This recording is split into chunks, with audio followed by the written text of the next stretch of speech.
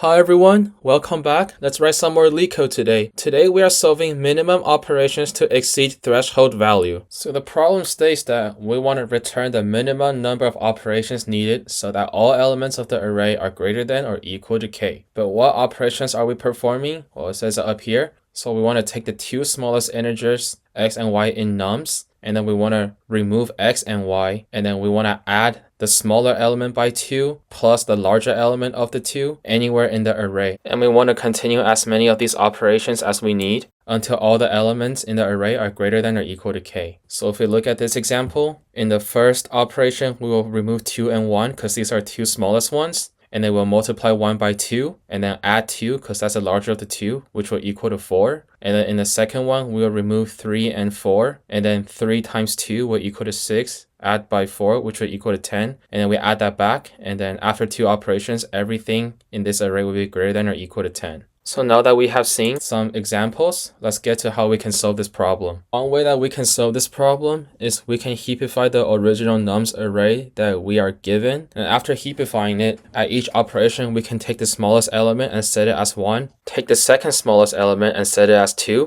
and then we will multiply 1 by 2 and add 2, and then add that number back to the array, and then increment the result or the number of operations that we have by 1. And then we will just continue the same operation until all of the elements in the array is greater than or equal to k. And we can check that by just finding the first element in the min heap. Because as long as the first element in the min heap is greater than or equal to k, then that means the entire array will be greater than or equal to k. So let's go over this example. So when we first heapify nums to a min heap, 1, the smallest element, will come to the front of the array. So it will look something like this.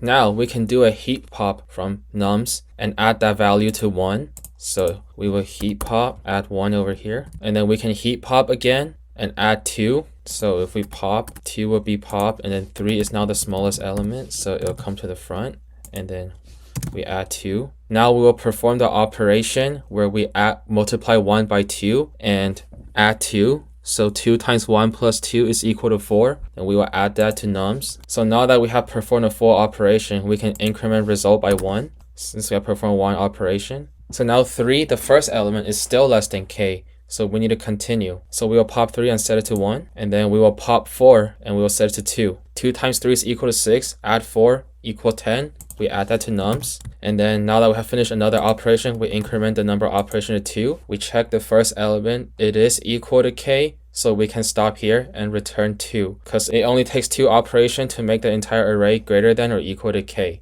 So the time complexity will be O of n log n, where n is the number of elements in the array, because we will have to iterate through n elements, and at each iteration, popping from the heap may take log n time. So that's why it's O of n log n. And the space complexity will be O of 1, at least in Python, because heapifying nums does not take any extra space. So now let's get to the coding part.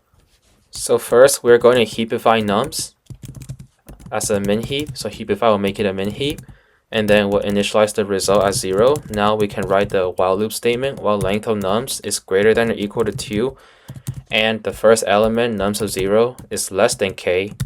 We will continue the operation, and the operation is we will set 1 as the first heap pop of nums, and 2 will be the second heap pop of nums, and then we want to push it back to the heap by multiplying 1 by 2 and adding 2 to it, and we will heap push that back to nums. And then after that, increment result or the number of operation by 1, so result plus equal 1, and in the end we can return result. Let's see if it works. Okay, perfect. Hope this was helpful. Thank you all for watching. If you have any other questions or comments, feel free to leave down in the comment section below, and I hope to see you all again soon.